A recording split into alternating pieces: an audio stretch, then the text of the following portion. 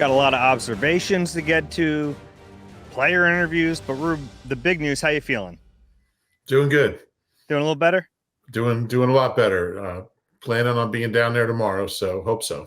Very good, very good. Killing me to miss a practice. You know how it is. You want to be down there every minute. You missed a very nice weather day today. A rarity, yeah. A rarity. It's starting to get really humid out there now, but this morning it was like 75, breezy. It was beautiful. I'm sure it'll be back to 103 when I show up. Yeah, I bet. It was a good practice today. No, not fully padded. So they had a couple of days off and now, or at least from practice, and now they'll ramp up again. And they had the first preseason game coming up on Friday night. So the ramp up begins. But I thought it was a spirited practice. It lasted about an hour and a half in shells and shorts. Let's just get into some of the observations. Then we had a bunch of player interviews, and we'll play a clip from one of them, which is something we don't do very often. So it tells you that it was a good one. So we'll get to that in a little bit. A bunch of guys not practicing today. Mekhi Becton had an illness. Oren Burks still missing with that knee injury. Paris Campbell has a groin injury. Mekhi Gardner, hamstring. Eli Ricks has an illness as well. Brennan Smith has a concussion, and Tyler Steen still has that ankle. So a pretty big injury list, the biggest one we've had so far this summer. Yeah, Josh Jobe, I guess, was limited coming back from that concussion, so that's good news. Yeah, that's good. He's moving through the protocol. The one that annoyed me in a way was the Mekhi Becton, because I just burned a question to Nick Sirianni during the press conference, and then Becton wasn't practicing. But yeah, so we'll see how long he's out. Hopefully he'll be back soon, because that's a fun battle right now. Yeah, and Paris Campbell's got to get back, because that competition's heating up a little bit, and if he doesn't, because that's an injury that could last, it could linger, it could affect him when he comes back. So there's some guys who are elbowing their way into that competition, and being out's not going to help him. Yeah, I really thought he was going to be able to just grab a hold of that job and never give it up, and that's not happened. He hasn't. The first day of practice, he's out there with the ones, made a few catches, and you're thinking, all right, this is going to be his job. He's been really quiet since then. Yeah. The days I've been there, it's not like he's dropped a bunch of passes, but I just haven't seen him make a bunch of plays. Yeah, and we'll get to some of those other guys, because you're right. Some of those other guys are making plays. They're catching the football. And it tells you who Jalen's, comfortable throwing to when other people are getting the targets. Yeah, I think there's a little bit of that. And that's such a big deal for that third wide receiver is, if the quarterback doesn't have confidence in you to throw you the football, you're just running a lot out there. Yeah. Without much to show for it. Brett Toth was the first team right guard today. I don't get the Brett Toth thing. We're in like year 5 of this. I don't see it. You defer to Jeff Stoutland. He sees it, that he's put a lot of time and effort in the Brett Toth. I'd rather see a Darian Kennard out there. I'd rather see Trevor Keegan flip sides of the center and get some right guard reps, but that's where they're at. I think it's telling Matt Hennessy is still, they're down their top 2 right guards, and Matt Hennessy is still not getting reps. Yeah, I'm not sure Matt Hennessy's too long for the world here, but the Toth thing is interesting. We know Stout loves these projects, undrafted guys who've changed positions, guys from small schools, rugby players. He loves those kind of guys, and Brett Toth is one of those. And I've never seen anything, from him that would make me want to keep him around for 5 years. But Jeff Stoutland knows more about this stuff than I do, so I defer to him, like you just said, and we'll see how it goes. But it's certainly interesting. Yeah, Dylan McMahon getting second team center reps to start camp. That was Hennessy. Now Hennessy's second team right guard. So McMahon's coming along nicely, at least by the way the reps are being divvied up. Nick Gates mostly still getting third team reps, but sometimes you see an offensive lineman with the belly out. He's barely wearing a jersey out there. It's pretty funny. He's got a unique style. I know you admire that. You got to notice something. Yeah. The only other offensive depth chart note I had, Tanner McKee, the last couple of practices, last three, I think it has been getting some second team reps. I think he's looked better than Kenny Pickett.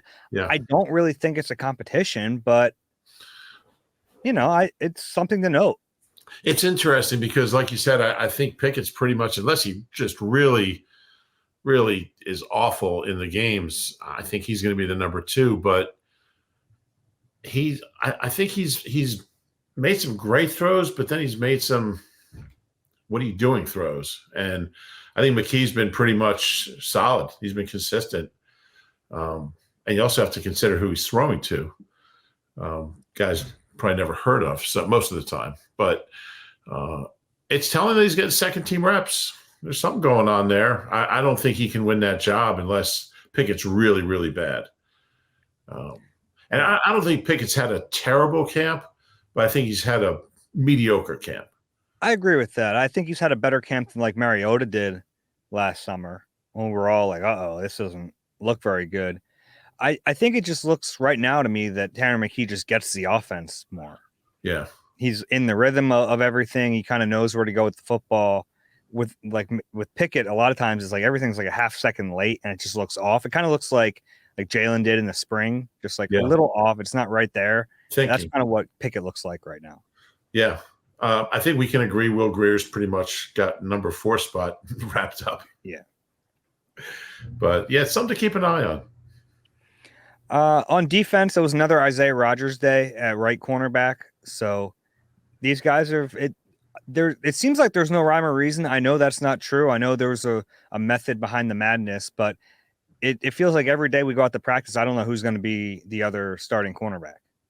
It seems like maybe now they're Ringo and Isaiah Rodgers are getting blocks of days, maybe. Maybe. It's hard to tell a pattern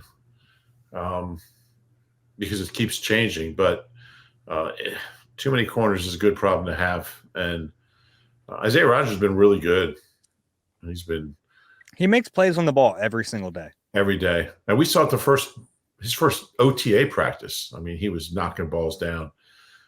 I think a lot of it is he plays like he'll bait quarterbacks in the throws and then he has the recovery speed. So a guy looks open, but he can close really quickly. Yeah. He's faster than I thought. He's one of the fastest guys on the team. He can really run. And I mean, Keely Ringo can too. I think Isaiah might be even a little faster than Keely. Yeah. There's going to be a lot of teams out there thinking, why didn't we sign this guy for nothing? It's a mystery to me. Yeah. More Quinyon Mitchell in the nickel spot. And then when they went to dime, he was out there as well. So to me, that signals they're really preparing him to play if he doesn't become the outside cornerback, which I think he's in the competition, even though he might not be in it. If that makes sense, he's like in the shadows a little bit in the competition. Yeah. No, I think that's fair. I think that they probably feel like he needs the reps in the slot more. And I think they feel like they know what he can do. I do think he is in the competition in a way. It's interesting because he's really not practicing outside. Here and there, he seems to get a rep, but he gets those second team reps sometimes. But with the ones, yeah. With the ones. But I feel like he's still in that mix. Yeah, we have a long way to go here. Yeah. You don't have to decide this right now. And if in a month he looks like the right guy, then you can still do that. Yeah, and I mean he hasn't played much slot at all. I mean he said he barely played in college. So he can keep learning and get more and more comfortable there in case that's where he ends up. And if he doesn't, he's going outside to somewhere he's a lot more comfortable. So kind of makes sense. Yeah, and like we could also see him start the season with one role and it kind of morph throughout the year. We've seen that with other rookie cornerbacks before. So I don't think that's out of the question. As recently as last year. Very true. Hopefully, if it happens this year, it's for a better reason. Also true. Linebackers still Devin White and Zach Bond. Nakobe Dean worked in, and Jeremiah Trotter got a little bit of time with the ones. I've been impressed by young Trot. Yeah, he's an interesting guy. he's such a different player than his dad. But the one thing they have in common is they're around the ball and they're playmakers. I mean, um, he seems like he's picked things up quickly. He looks fast out there. He's in the right place and he makes plays. Yeah. His instincts, I think, that's what's allowing him to play quickly as a rookie linebacker. It's not always easy. A lot of the linebackers, you got a lot in your play. A lot of times you're directing traffic, you're setting guys up in the right spots, but he looks to be handling it all pretty well.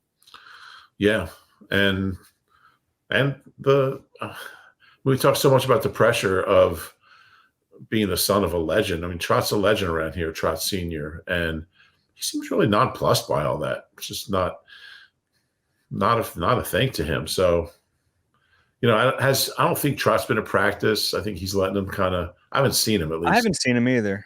Yeah, and he usually is. So I'm sure he's just like let him do his thing. I'm sure we'll see him at some point. But I mean, he wasn't even out there for Alumni Day, which was a little surprising. But yeah, he's an impressive kid, and I think he'll be a really good special teamer right off the bat. He should be, based on what you see, the traits you see from him playing linebacker. Yeah, and I think he will be a core special teamer. I think he's probably still a long shot to really earn playing time on defense. Yeah, there are guys ahead of him, but he is going to play special teams. He's going to be on the team. I think his roster spot's pretty much locked up. Yeah. Yeah. As far as non-depth chart observations today, this was a very heavy situational period day. So a lot of end of half, end of the game, Nick Sirianni with that bullhorn. Bullhorn got a workout today. What was that? Oh, Bullhorn Bullhorn might have been the MVP of practice. But you know how much Nick is in on situational football. Honestly, more than any other coach I've ever covered. And it's not like other coaches don't care about it, but like to actually put guys in these like very specific situations and to make sure they're ready for everything. It's something that like I think Nick cares about more than anyone. And to me, it was like this was a way for Nick to put a stamp on a practice, even though it's not his offense. And maybe you're thinking he's taking like and he has a very different role, but it's still his team. Yeah. Yeah. And the notion that he's not involved in the offense, I mean, that's just not the case. He's the one with the bullhorn barking out the, 3rd and 9 on the 17, not Kellen Moore. It's a head coach type of thing. I hadn't thought about it, but I don't remember a coach being so emphasizing situational so much. When other coaches ran move the ball, if you got 8 yards, it was 2nd and 2. So it was 2nd and 2. So if you want to practice 3rd and long, they might not be in a 3rd and long if you run and move the ball. So by doing this, he can put them in whatever situation he wants. And it kind of makes sense. Like, I want to work on this. And you also have that surprise element. Like guys are out there like, all right, here's the situation. You got, a few seconds to process it, figure out the play and snap the ball or defend it. So I like it. I think it's good work. And it is. I think it's unique. I just don't remember seeing a coach do it that way before. Yeah, and these are like kind of quasi move periods because it's like, 55 seconds, you're at the plus 40, you have this much time, one timeout. So it's good to like practice the flow of that. Like how much time does it take? If there was one short pass with Saquon in the middle of the field, they have a timeout. Do you use it there or do you get on the ball? No, it was a 5-yard gain. Get on the ball, get up there to the line and get the next play off. I like that stuff is worthwhile to practice. For the coaches too. I mean, they want to kind of run through a lot of this stuff. There was one play where it's like a gotta have it situation. Time's running out. They're down 4. Kenny Pickett throws the ball away. I mean, like, and that's something that like that's why you do it in practice. You get that out of the way. But I mean that's like that kind of stuff that'll drive Nick Sirianni nuts. And there were a few mental breakdowns from players today like that they can't happen in a real game. It's a loss of situational awareness, as they say. Mm-hmm. Yeah, and he's played enough football that he should know better. And I don't think you'd ever see Tanner McKee do that. I don't know. He'd chuck it up there, I think. But Yeah, I mean, it's just one of those where it's like you got to know what's going on here. Like maybe I think there were 5 seconds left and they ran the play, so maybe he's thinking I get an incompletion, I have a second left, but that's a risky, especially if you're on the road. That's risky. yeah, A couple of big plays today from the guys you'd expect. AJ, just the savvy he plays the receiver position with might be my favorite thing about watching him. We've talked about the late hands and pass camps, but in this rep, he's running a fade against Isaiah Rodgers. Jalen throws it up to him. There's a lot of contact. It's all like inside the pads. So, you can't really see it. But then a lot of receivers, I think, would extend their arms and really push off to go get the ball. AJ has the savvy to not show his arms extending. Like there's a lot of contact. Maybe it's a little push off. Doesn't look like it. He's able to reach above Isaiah Rodgers and pull it down. It's just those little things he does when he plays that are so impressive to me. yeah, the little nuances and details of the position are fascinating to watch. And I think he's such a strong guy. He can probably push off without extending his arms. He doesn't need to because he can get a little separation, without doing that. But he's like a doctor of football. I mean, just the little nuances or whatever you want to call them that, and he's so, I mean, he's just keeps learning them and getting new ones and getting better at those. And he's so driven to get better and to keep improving every day. I just feel bad that, I mean, we had the open practice Thursday, but I just feel bad fans can't see him every day during practice like the old days. I hate being the guy that talks about the old days, the one-eye stories, but, you just kind of picture like 12,000 people at Lehigh, and there's AJ making that play and the place going nuts. I guess I'm just wistful for that, but he is fun to watch. He is something else. And it's a part of his game that I didn't appreciate until he got here. It's something I think you need to see every day to really appreciate it. Like you watched him in Tennessee and you're like, he's a good receiver, great yards after catch. I don't think I knew the depths of his understanding of how to play the position. Yeah. And also we have the luxury of watching him from 10 feet away. Mm-hmm. If the ball happens to come to that corner of the field where we're watching, and being able to focus in on a guy like AJ up close, or Jalen, or whoever it is, Devontae, from 10 feet away. I mean, you really see the details that go into making a big play. It's funny you mentioned that, because the last time we were at the NovaCare complex, which I guess was Tuesday, last Tuesday, there was one play. They're working on red zone that day, and I'm lined up in the end zone, like behind the end zone, and they're probably at like the 5-yard line. And I look out, and it just happened that like Devontae Smith lined up on me, like on my line. And I was like, oh, even I like gulped. I'm like, I'm not even in this rep. And that's got to be daunting for a DB to just stare back at him. Yeah. Yeah. It's pretty cool. So he had a great play. It's just fun to watch. He had a great play today, running out of the slot. It was a slot fade. It was 1s versus 2. So he was up against Tyler Hall. And man, that ball from Jalen, that teardrop is just, it's like prime Russell Wilson dropping the bucket stuff. And it might be his best throw. You're talking about his best throw? Like in general, that's the ball he throws best. Right. Yeah, I think that's fair.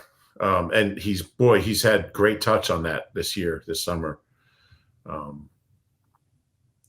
Better than last year. Yeah. I don't want to get too carried away with the Jalen stuff, but he's looking good.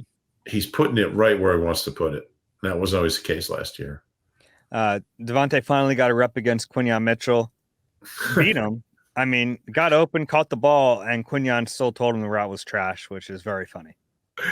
It is. That appears to be his one trash talk line. We might have to like work on like building that out a little bit, but I like the spirit behind it. Needs a little more material. He's got to go like write. We'll help him write a little bit. We'll workshop this for him. Yeah, we will. Those were the two biggest plays. 7-on-7s, Britton Covey got open. It was a nice like sliding catch in front of Quinyon Mitchell.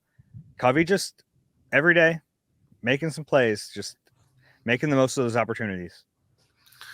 Yeah, I'm really starting to think he can be a part of things. I don't know how big a part of things, but he's constantly running patterns. I mean, it's not like he's a punt returner who gets a rep here and there. I mean, he's a slot receiver. I'd have to ask Elliot this, but he probably has the most catches of anyone. He with does. Elliot actually shared that piece of info with me Yeah. a couple of days ago. Yeah, he's had the most targets and the most catches. That was it's not like that matters a ton, right. but like because he's running with the twos and sometimes even the threes, so he's getting a ton of reps. But yeah, it's not nothing. Yeah. Those were kind of the big plays. It was tough because I had to decide between 7-on-7s and 1-on-1s, and I chose both. So I stood at the corner and watched a little bit. So I missed some on both, but I saw some on both. Yeah. Jordan Davis had a great rep against Cam Jurgens, which everything with Jordan Davis, we know, like grain of salt. Let's see it in the season. Let's see it for a full season. But just the movement skills for a guy that big, Cam has to sit on the bull rush. He has no choice. And then to see Jordan swipe and get around him with a speed move is like, yeah, every time you see something like that, you just think what could be.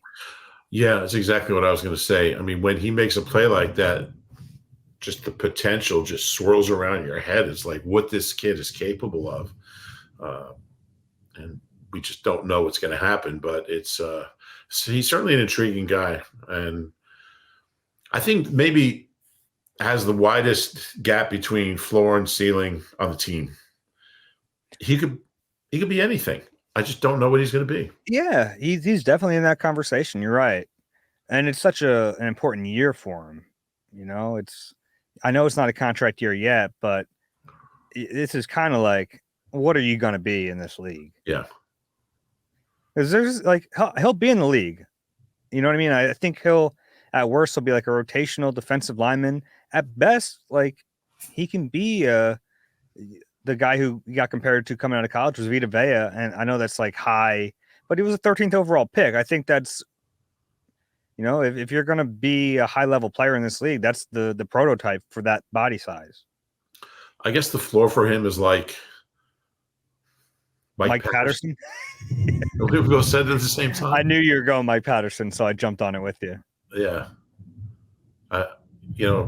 Starter for a lot of years. Good player.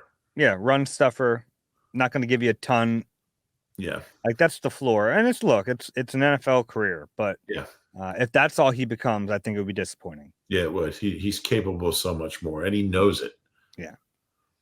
It was funny. Jalix Hunt had a really good rep, and I'm going, oh my gosh. And then I looked, and it was the international exemption kid. It's like, okay, well, it was still a good rep, but yeah, the other guy's trying to learn how to play football. So fair. We're going to talk about CJ Gardner-Johnson in a little bit. We're going to play a clip of his, but it was great to see him get on himself. Like he's always talking. He was mad at himself today. He gave up a play, and you can just like he was like putting himself through it. I like that. Yeah. If you're going to talk to everyone else, you better talk to yourself when you screw up, and he did, and I think that's important. Yeah, and he talked about it. I don't think that's in the clip we're playing, but he talked about that. We'll get into it. I think you asked him about it, right? Oh, no, I didn't. Okay. Well, he was asked about it, and I thought his answer was really interesting. Mm-hmm. I don't have much else from today. Grant Calcaterra, I did see a really good rep. He was kind of out in front on a Jalen Hurts run, had a big block to kind of spring the run on Julian Okwara, which for all the catches we see Grant Calcaterra make, and this is more important, honestly, if he's going to be the guy in 12 personnel, he's going to have to block better. Yeah, and I remember, I think it was Stoutland last year saying, you know, he's capable of it. He's a strong kid, and he wants to work at it. And he's bigger. Yeah, he seems like he might be a little bigger. Is that the case? I don't know. He looks bigger. Yeah, I know Stout was kind of bullish on him being capable of doing it, but that he's got to learn how to do it and do it consistently. If he can, then they're onto something because we know he can run and catch. The Eagles ran a 13 personnel play in this practice with Dallas Goedert, Grant Calcaterra, CJ Uzomah, and the only receiver on the field was Johnny Wilson, who looks like a tight end. It was that is jumbo, man. So the average height of the eligible receivers was 6'4". 6'5". Yeah. Yeah, 6'4", 6'5". Yeah, I like that. And look, Johnny Wilson, he didn't have a huge day in terms of catching the ball today, but got first team reps. He looks the part. We talked about after practice. I'll talk about that in a bit, but no one, like we mentioned with Paris Campbell, no one's grabbing a hold of this spot. So the longer it goes, the more these other guys have a chance to sneak in there. Yeah, and I was thinking about him. I wrote about him in my 10 obs a little bit. Like, we've seen a lot of tall guys come through who don't play tall, but he really seems to understand how to use his wingspan, how to use his height. It seems like he has a good feel for his frame and how to use it, which isn't always the case with those big guys. Yeah, and he's not like, he's tall, but he's not like super gangly. No. Like some of these guys, like it seems like they're not even in control of their extremities. Yeah. You know what I mean? They're like the wacky waving inflatable tube man out there. He's not like that. What is it? You know, at the car dealerships, wacky waving inflatable tube man. The guys that are. Oh, that guy. Yeah. That guy. They're like not in like some of these like tall receivers don't really. They're not in control of their bodies the way he is. Interesting. It's a comparison I wasn't expecting.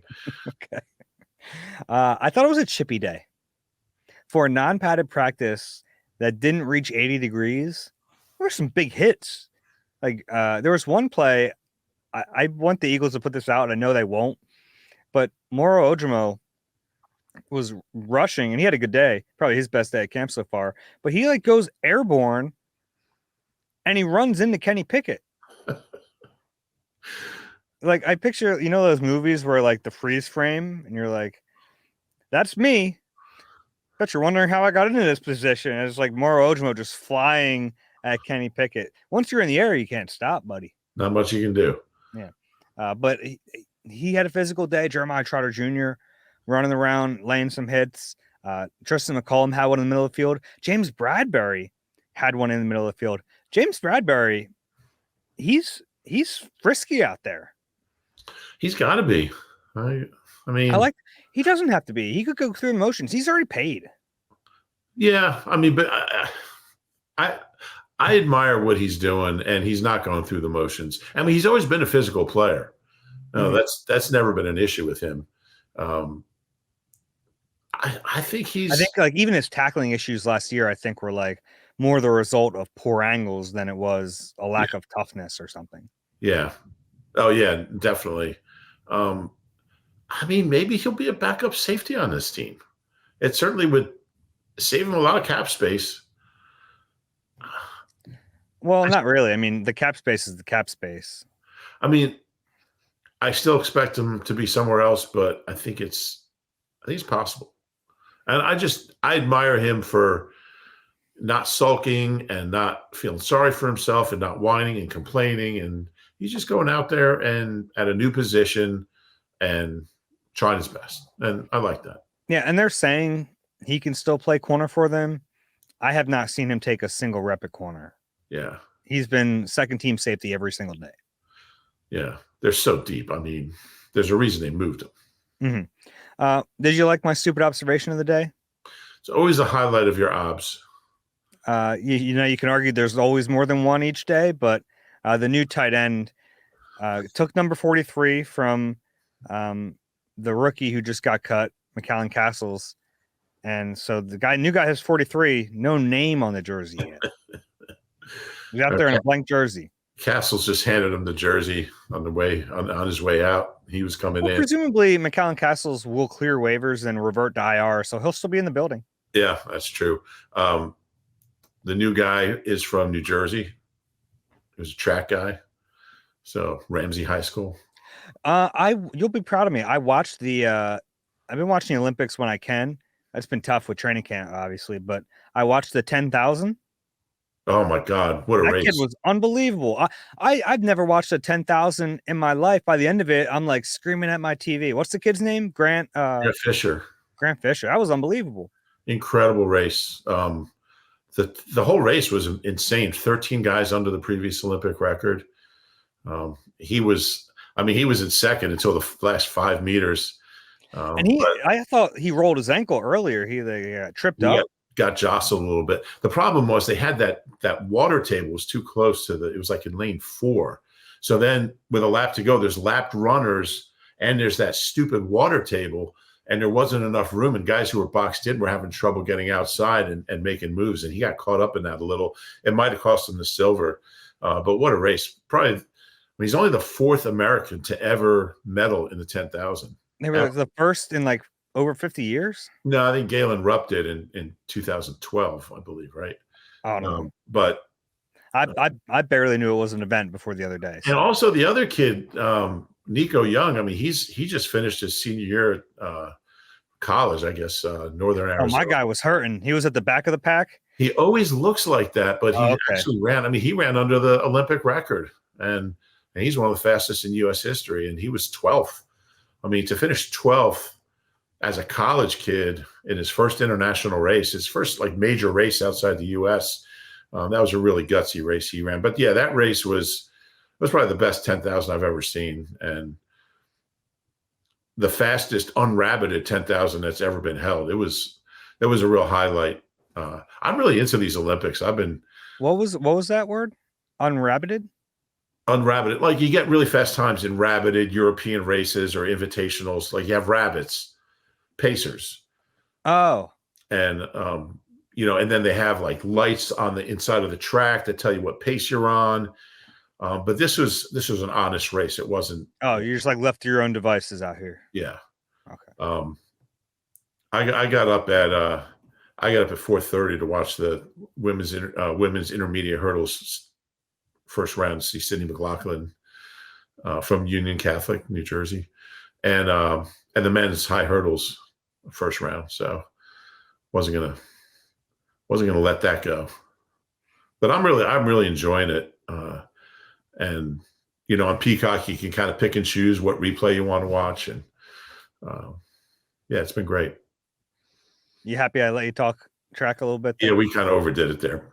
We kind of overdid it. By the way, we have to have a conversation about Max Sharping. Or Max, you deserve a car that thrills you, a car that puts goosebumps on your goosebumps. At Nissan, we got everything from turbocharged SUVs to 100% electric vehicles that'll make your heart beat faster. Experience the thrill for yourself and shop your local Nissan store at nissanusa.com today. Celebrity cook Steve Martorano brings his Italian-American cooking back home to Philly.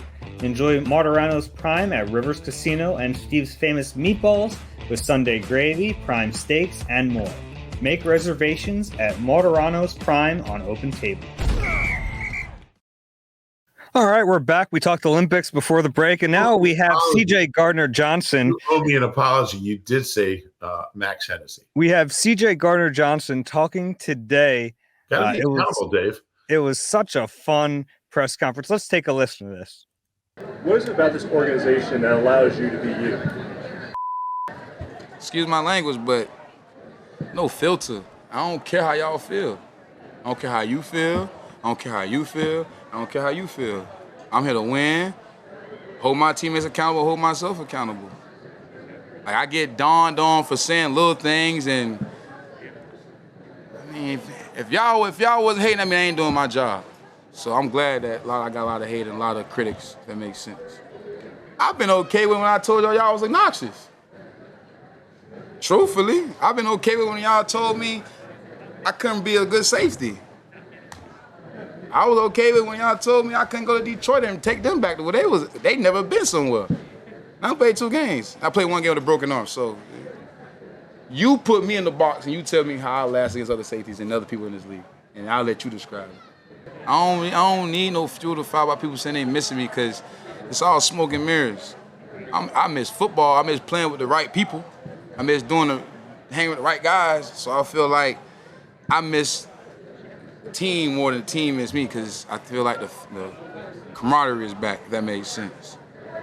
But put winner behind my name, and competitor and a passionate player before you say anything. All right, so a lot of this is manufactured, right? Like I don't think people have really said any of these things. None of them. But it's a fun look into his mind and the way it works and the way he kind of just I guess he needs that fuel, whatever works. But he's a fascinating guy. Yeah. How often do you hear, like, people saying, nobody believed in us? Well, wait a minute. Like, you're the top seed. Everyone picked you to win. I mean, some people just need that. They have to invent it. And if it works, it works. He's a piece of work. And I would recommend that everyone watch the whole interview, which it was pretty interesting. Half the time I didn't know where he was coming from, but it was fun to watch. When's the last time we had like a must-watch guy? Like whenever he talks, you gotta make sure you're there. Derek Barnett, maybe. It's a good question.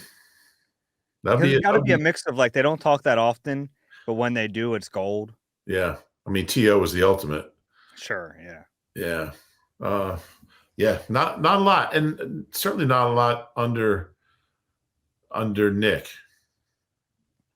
Alex says Michael Bennett, maybe, but he was so soft-spoken and quiet. Like, CJ is like almost cutting WWE wrestling promos a little bit. He's like pointing at people, and he's fun, and the energy is undoubtedly there.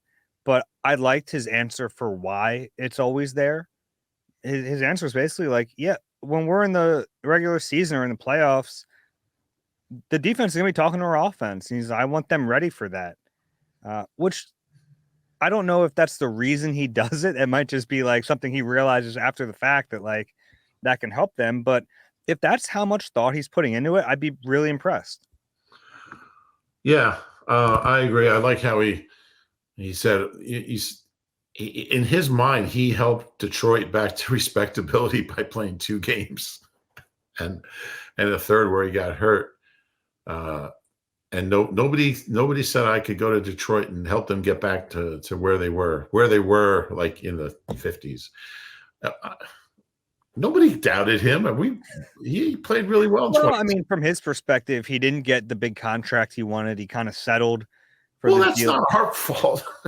Oh yeah, I know, but I think that's like where the mindset comes from. That, like, yeah, and he hasn't played safety that long, really. I mean, think about it. He was a nickel corner in New Orleans.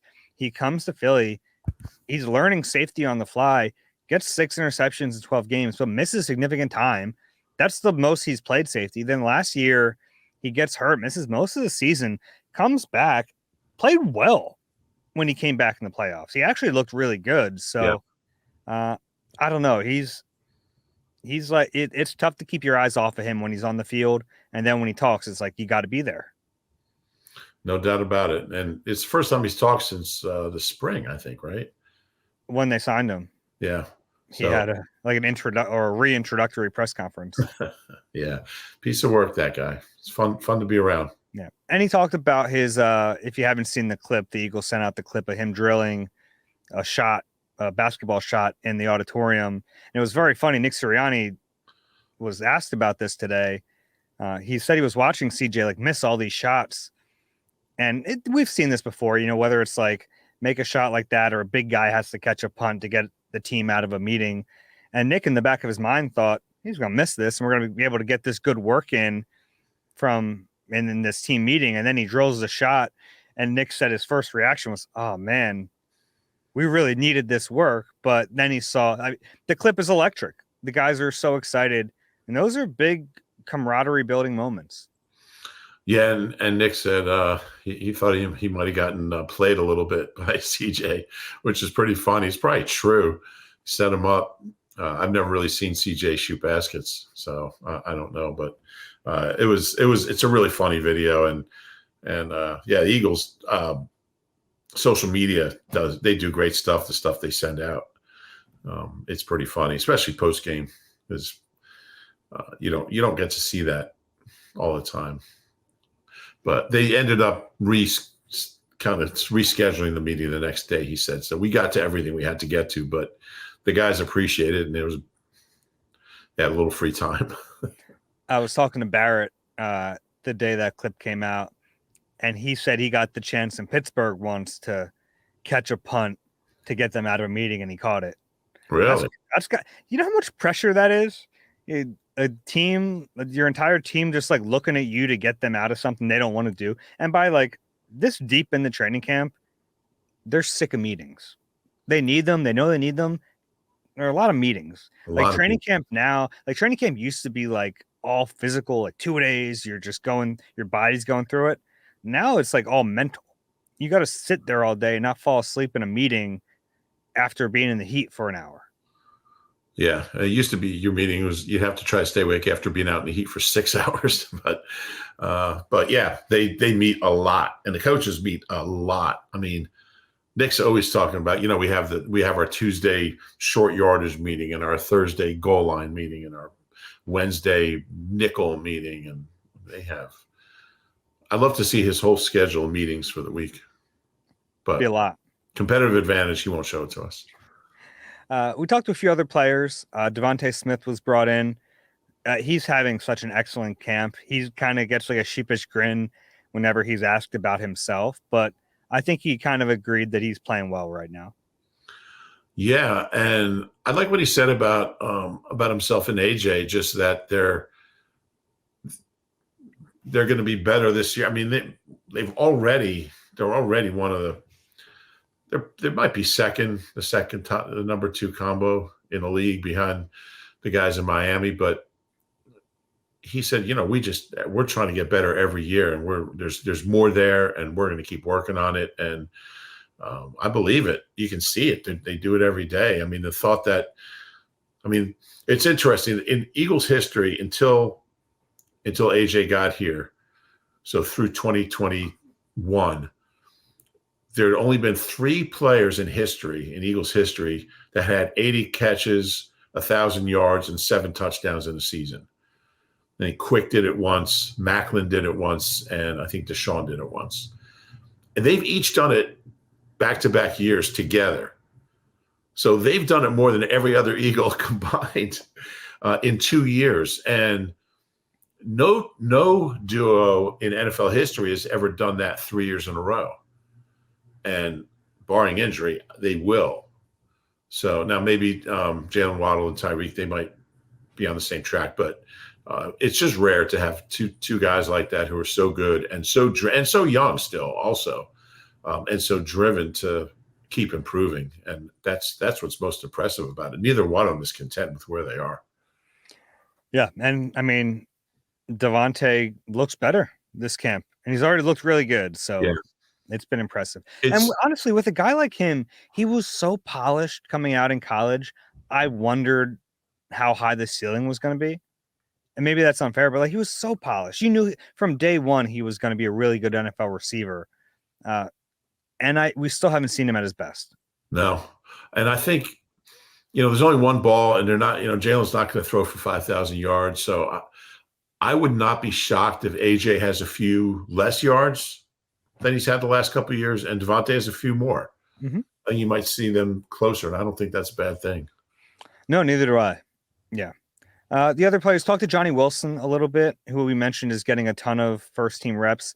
I thought we also talked to Aaron Moorhead, who said for him it's probably a little easier to coach with Johnny Wilson than it is like a Britton Covey, just because he's a bigger body receiver. He played in the league, so he has, like some more personal tips he can provide to a bigger receiver than he might for like a 5'8" slot guy. Yeah. What's Moorhead was like what, 6'3", or is like 6'4"-ish. 6'4", yeah. Yeah, he's pretty tall. Yeah. And he's like bigger. He's got like a bigger frame to him. Yeah.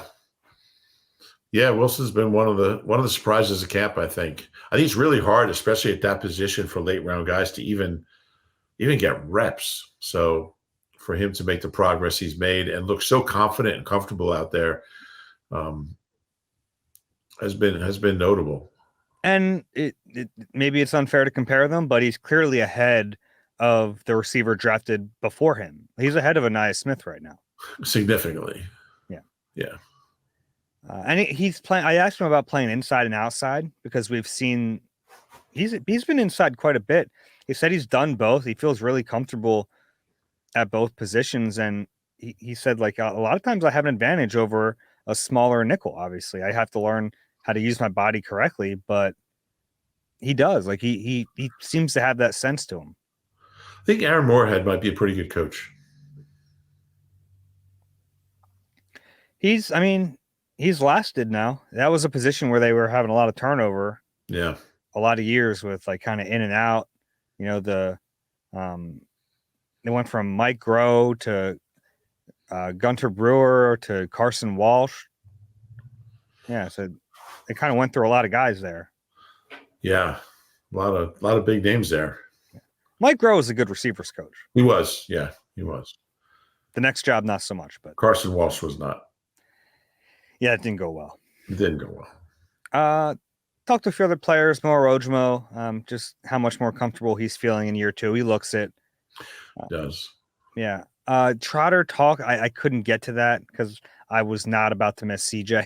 Yeah. So I think those were kind of the highlights. Yeah. Yeah. The CJ one was really fun. Who was he pointing at when he said?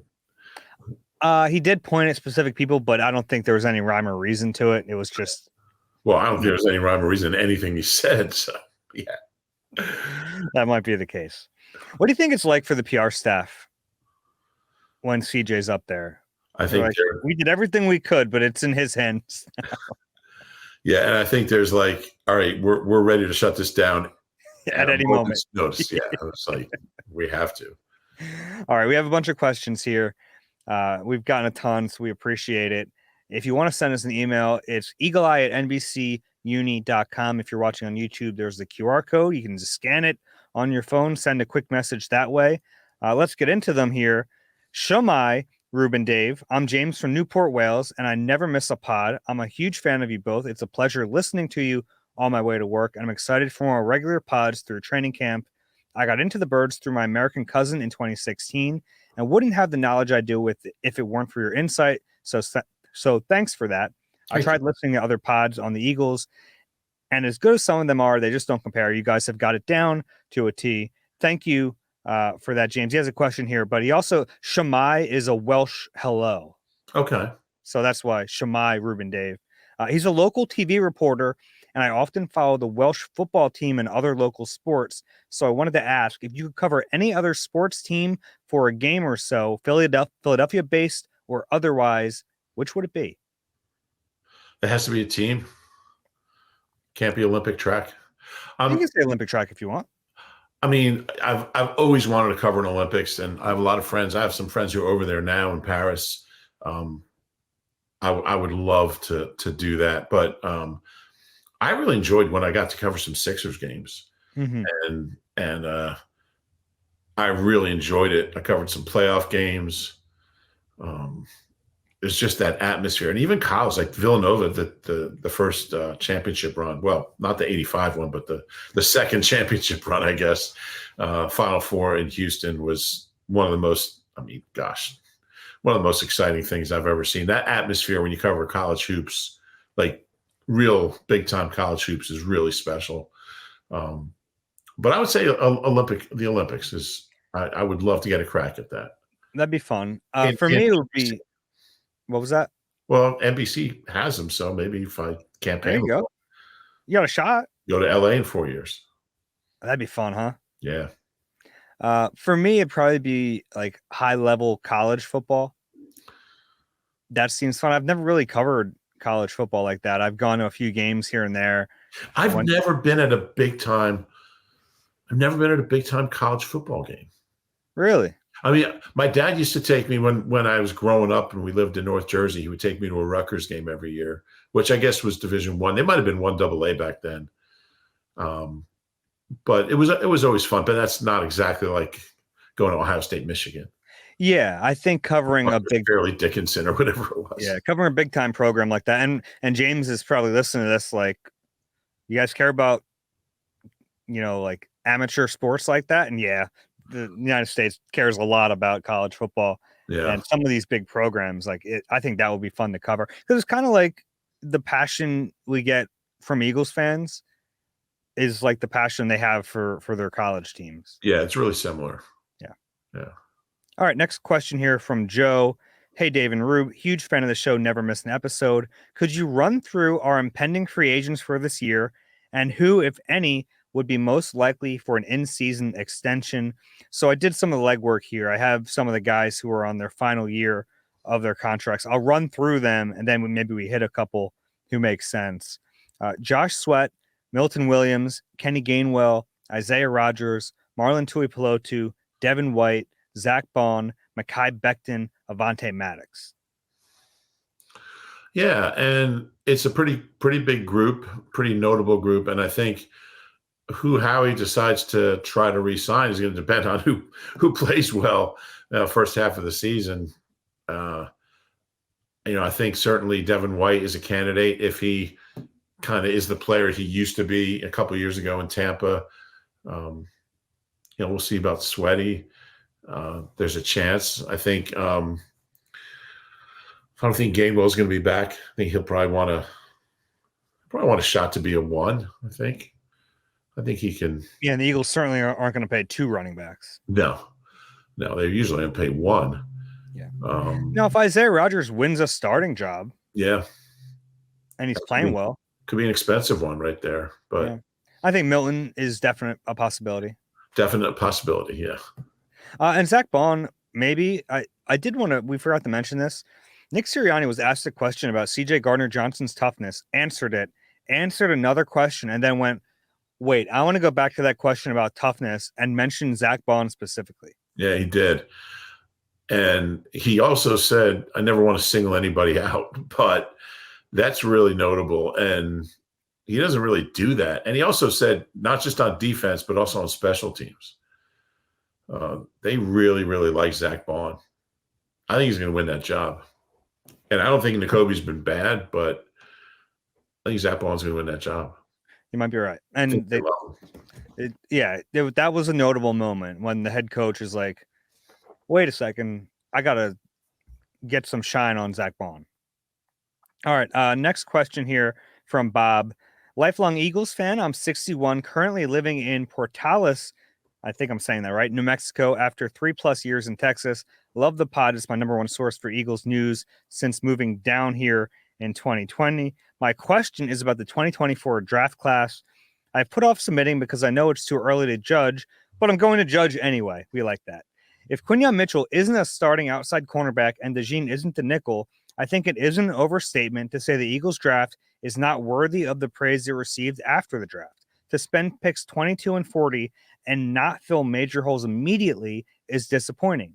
I still think long-term it was a great draft, but when these two fell to those spots, I felt such a sense of joy that we had landed 2 future stars. I'm sure my opinion is in the minority here. Keep up the great work. Yeah, Nick was asked something along those lines the other day, I think. First of all, slot is every bit as important as starting outside receiver. I mean, It just is. It's a starting position now. Those guys are playing as many snaps. And DeJean's hurt. So it's tough for me to ding them on that. It's not really fair to criticize the draft pick because he's hurt. I don't think the Eagles' feelings about either one have changed. I think they're really high on both those guys. They just happen to have other young corners who are really good. So that's a good thing to have. Yeah, if they didn't have talent in front of them, like if it was, I don't want to say these guys' names, but if it was the corners they had before and those guys were clearly beating the rookies out, I think that's an issue. But I don't know. I think these guys in front of them can play. So, yeah, I understand, like, typically you want your high round picks to contribute immediately. But in this case, like, I kind of understand why they might not. So I'm okay with it. Yeah. Okay, next question from Gavin. Big fan for multiple years. Thanks for always being there. My question is, should awards and accolades be as important as they are for determining a Hall of Famer? Pro Bowls are often popularity contests with a lot of voting being based on name recognition. Stats such as interceptions, sacks, and tackles are not solely the best at determining how good or bad a player is. Also, a player like Levante David, who for most of his career was the 3rd best linebacker in the NFL, but never got awards since Bobby Wagner and Luke Kuechly took Pro Bowl and All-Pro spots. The problem is there's no better way. And a lot of the voters didn't see the guys who are playing, who they're voting on. Most of them didn't. So you go to all pros. I think all pros is much, much bigger than Pro Bowl. Yeah, because Pro Bowl, you end up with like, there could be like the 7th alternate mix it in. Well, not anymore, really, because there's not as many guys that don't go because of injuries, because it's just a flag football game. Yeah, but you still have it. Like, I mean, last year, how many players did the 49ers have who are Pro Bowlers? You know what I mean? Yeah. I just don't know if there's a better way. I think all pro, certainly, I know the voters I know take everything they can into consideration, including talking to contemporaries of the player. Mm-hmm. And that certainly should matter. Yeah. But it's I don't think there's a perfect way to do it. And that's why some people, fall through the cracks. I mean, Eric Allen, there's no reason he's not in the Hall of Fame, but he's not. And I think he was only an All-Pro twice, 7 Pro Bowls, but over 50 interceptions. I don't know. I don't understand why some guys go in so quickly and some just fall by the wayside. It's kind of unfair, but I don't know a better way. Yeah, neither do I. I like that the NFLPA is doing an all-pro team voted on by players. I hope players are taking that seriously because I think they can really kind of change a lot of the talking points on their fellow players. Yeah. Like, I would like to see that continue. I'd like to see players take that seriously, and I'd like to see that end up really being like a big thing. Although even those aren't perfect because some players aren't watching the entire league. They're worried about the guy they got to face next week. Right. And, say, Patrick Surtain's the best corner in the league, but I'm a receiver. I don't play him. Am I watching him? And I've been in there when the guys are voting for like the 10 best players. Well, that's different. So that the top 100 is where they it's just putting their friends down. Yeah. Or like guys who went through your school. I guess that's how Lamar Jackson gets ahead of Patrick Mahomes, which I just don't. Well, look, I mean, Lamar was the MVP. So the other thing is like one of the huge things for Hall of Fame voters is team of the decade. But like, if your heyday is like from 1965 to 1975, yeah. And so I saw somebody has a blog out where they do team of the half decade. I like that. Yeah. Because that's just as valid. I mean, why should you be a victim to what year you came out? I mean, it's so arbitrary. Yeah. Time is so arbitrary. The calendar is so arbitrary, man. It is. We're way out there. I mean, this whole thing with 12 months, it's just not fair. Congrats to Merrill, by the way. His speech was great. Did you get a chance to see it? I haven't had a chance, but I definitely will. It's very good. I'm sure it is. He put on a show. He did such a good job. He's in a better place to be able to do a speech like that than all the players. I mean, he's been public speaking for a long time, and it was excellent. Yeah, he's definitely deserving. I'm so happy for him. Okay, let's get to a couple more here. This one from Kevin. Last season, it seemed like most of the time, besides the tush push, Jalen Hurts was in shotgun on offense. There didn't seem to be much variety. Are there any indications and or explanations for this to change in 2024 under Kellen Moore? I would personally like to see him mix it up with more formations with Hurts under center. In short, yes. Like, I have seen a little more under center. I actually asked Jalen about that on Thursday. He didn't give much other than to say he feels good in those reps. But he also, I thought it was a good point. He brought up like early in his career, 2020, 2021, they did a lot of under center. It's really the last couple of years where they've strayed so far away from it. It's become all shotgun. He looks pretty good under center. And I think that could open up the play action game, which has you can't really run play action without it. So I think that can help this offense for sure. Yeah, I think basically the answer to any question of will something from last year change is yes. I think that's one thing we've seen from Kellen Moore is that, I mean, this offense doesn't resemble in any way what they were doing last year. No, it certainly doesn't. 95% might be too low. I have a couple more here. Sure. And then we can do a couple more. Yeah. This one's from Bo. Whatever we want. Yeah, with the Olympics fully underway, which Olympic athlete do you think would do well in the NFL? Devin Allen excluded. Personally, I think if you send Ryan Krauser, the shot putter. Krauser, how you say it? Yeah. Ryan Krauser to Jeff Stoutland. He will be a Pro Bowler in 3 years. That's the guy I was going to say, actually. Oh, yeah? Yeah. You never know. I mean, but he's big and strong and quick on his feet. So I could see that. It might be 2 years. Curtis Thompson, the javelin thrower, I covered it in high school. He played high school football at Florence. He did for a couple of years, and then everyone thought he was crazy when he quit to focus on the javelin. Now he's at his second Olympics. He's a 4-time national champion, and he's throwing very early Thursday morning, about 4:40. Oh yeah, in I Paris. wake up for that. And actually, they're having a watch party at the Florence Municipal Building. You gonna go? I think I am. Yeah. Are you really? Yeah. Yeah, I think I'm going to go. Maybe I'll go.